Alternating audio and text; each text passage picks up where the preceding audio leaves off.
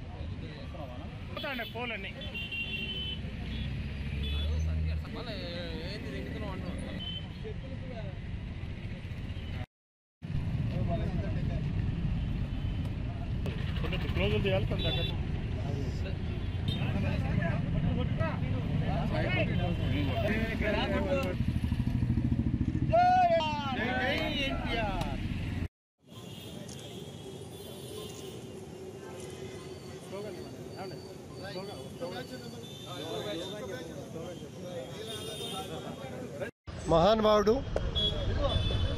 యుగ పురుషుడు నందమూరి తారక రామారావు గారి 101వ జన్మదినోత్సవం సందర్భంగా ఆయన లేని లోటుని తీర్చలేని పరిస్థితుల్లో కాంస్య విగ్రహం దగ్గర నివాళులు అర్పిస్తూ ఈ దేశానికి ఒక దశ దిశ, తెలుగు ప్రజలకి గౌరవం, ఆడబిడ్డకు ఆస్తి హక్కు, తిండి లేని వాడికి పట్టెడు అన్నం పెట్టాలనే మంచి భావనతో 2 రూపాయల కిలో బియ్యం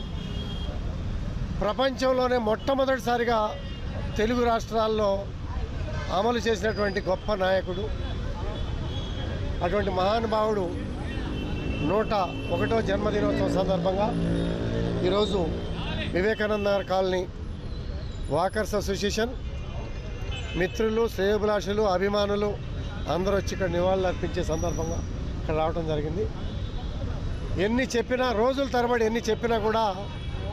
తరగని మాటలు,